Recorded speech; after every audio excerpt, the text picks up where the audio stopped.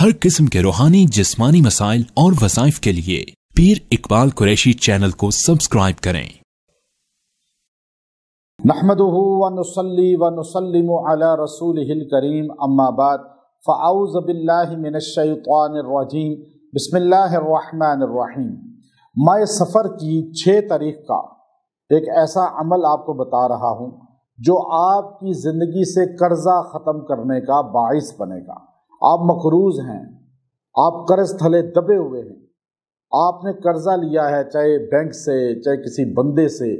अब आप इतने उलझ चुके हैं, परेशान हाल हो चुके हैं कि आप उसकी वजह से ना नींद सही आती है, ना सुकून क़ल्ब है।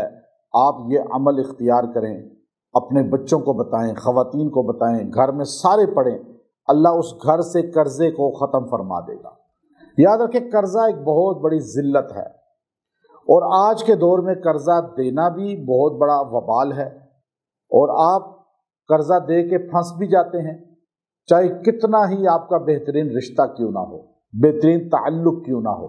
आप उसे कर्ज़ा दें, उसके बाद ताल्लुक़ ख़त्म, उसके बाद आपका रिश्ता ख़त्म, बल्कि वो बंदा आपका दुश्मन ही बन जाएगा।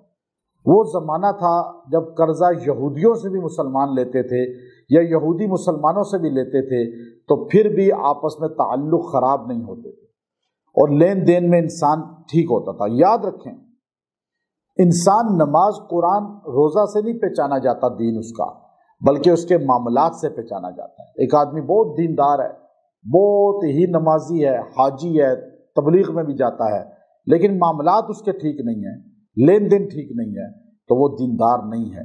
दीनदार उसको बोलते हैं जिसका मामलात ठीक हों। आपसे कर्जा ले, टाइम पे वापस कर दे। आपकी कोई चीज़ देनी है, आपको कहना ना पड़े कि आपने मेरे पैसे देने थे, बल्कि खुद आए कि आपके पैसे लेट हो गए, ये आप मुझे माफ़ फरमाएं और ये पैसे आपके हैं। यहाँ हाल ये है कि कर्जा लेके गायब, बड़े बड़े दीनदार लोग इसमें फेल हैं। नमाजी बन के कर्जा लेते हैं, रोज़ेदार बन के, दीनदार बन के, और धोखा देते हैं।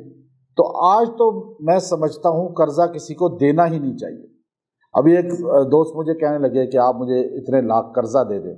मैंने माजरत कर ली कि मैं आपको खोना नहीं चाहता, क्योंकि मुझे पता है कर्जा दूंगा तो आपने वापस नहीं देना टाइम पे, उज़र करेंगे, फिर गायब हो जाएंगे। वो कहता नहीं, मैं ऐसा नहीं हूँ। मैंने कहा हो जाएंगे, ऐसे है नहीं तो बिल्कुल कर्जा ना दें।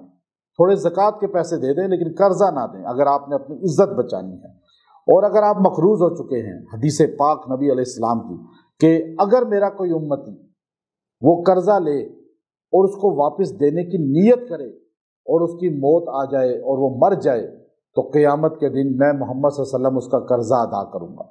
और अगर कोई आदमी मेरा उम्मती कर्जा ले और टाले, ना देने की नीयत हो, और इस तरह धोखा दे के ज़िंदगी गुजारते हुए मर जाए, क़यामत के दिन जो है उसकी मग़फ़रत नहीं होगी, अल्लाह की पकड़ में आ जाएगा।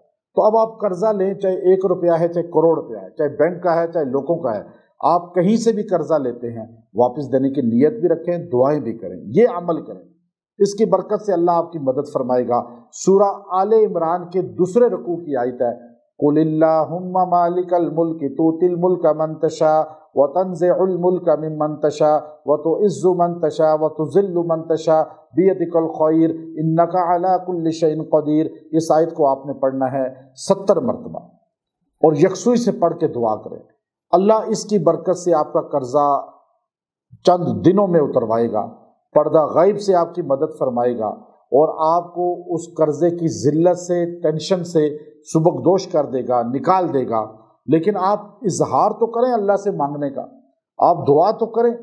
और कर्जा बहुत ज़्यादा है तो कोशिश करें ये आयत एक बार हर नमाज के बाद पढ़ लिया करें।